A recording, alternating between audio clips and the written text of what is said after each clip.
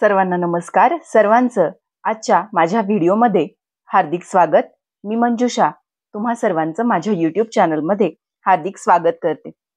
काल आपण माझा वेट लॉसचा प्रवास कसा झाला याबद्दल माहिती पाहत होतो आणि वेट लॉसच्या प्रवासात प्रथमतः माझी चूक काय झाली ती मी काल तुम्हाला सांगितली की ती म्हणजे मी काही डाएटरी सप्लिमेंट्स घेतले आणि त्या डाएटरी सप्लिमेंट्समुळे मला ॲडमिट करावं लागलं.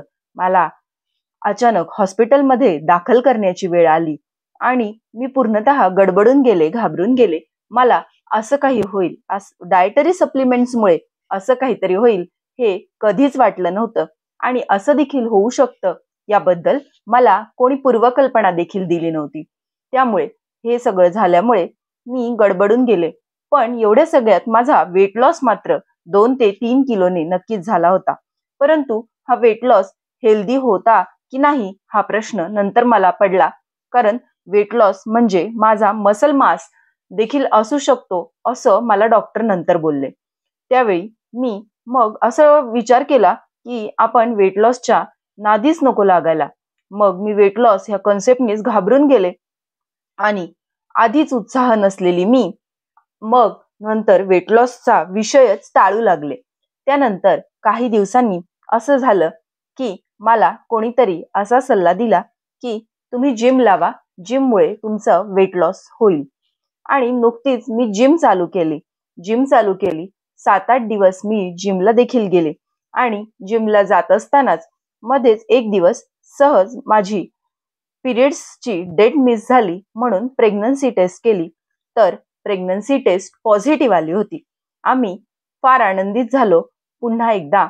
परंतु मी पुन्हा एकदा थोडी काळजीत देखील पडले, कारण आधी 2 वेळा माझे मिसकॅरेजेस झाले होते.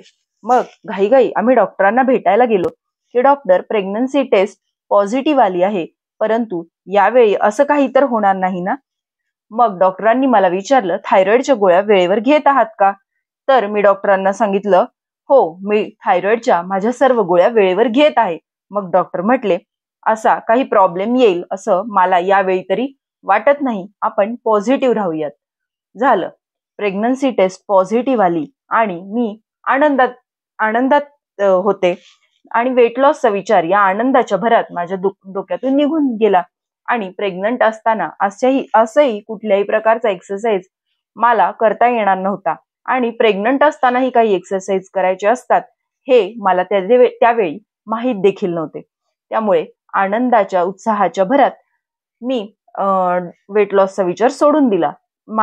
त्यातच मला डॉक्टरांनी अशी सूचना दिली होती की 2 वेळा मिसकॅरेजेस झाले आहेत, तर तुम्ही यावेळी अधिक काळजी घ्या आणि बेड रेस्ट ॲडवाइस केली होती.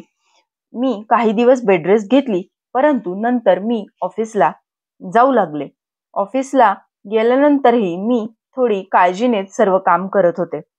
काम करत असताना दिवस कसे भराभर निघून गेले काही कळलं नाही आणि माझी डिलिव्हरीची डेट जवळ आली. डिलिव्हरीच्या आधी 15 दिवस मी सुट्टी घेतली आणि 15 दिवसांनी माझी सिझेरियन पद्धतीने डिलिव्हरी करण्यात आली. झालं, डिलिव्हरी झाली, बाळ सुखरूप होतं, मुलगा झाला होता. सर्वजण घरात खूप आनंदित होते आणि मीही त्याच आनंदात होते. वेट लॉसचा किंचितसा सुद्धा विचार मनात येत नव्हता.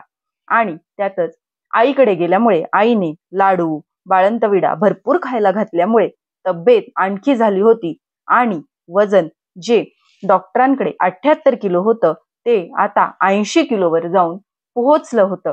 आणि मी बाळ 1.25 महिन्याचा झाल्यानंतर जेव्हा माझ्या घरी परत आले तेव्हा विचार करू लागले की या वेट लॉससाठी काहीतरी करायला पाहिजे.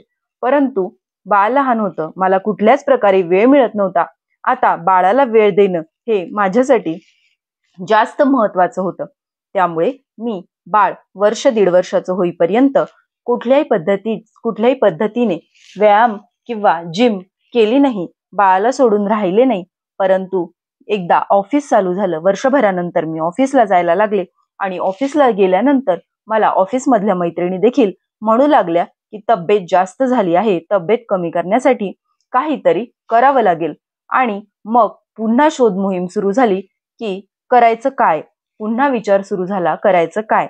आणि पहिल्याप्रमाणेच मी जिम लावायची असं ठरवलं. जिम लावल्यानंतर, जिम मध्ये गेल्यानंतर काय काय घडलं, कसा कसा माझा वेट लॉस झाला, काय काय अडथळे आले, मी ते कसे पार केले, याबद्दलचा पुढचा प्रवास आपण पुढच्या भागात पाहूया. पुढचा भाग पाहण्यासाठी माझ्या चॅनलला सबस्क्राईब नक्की करा. धन्यवाद. बाय.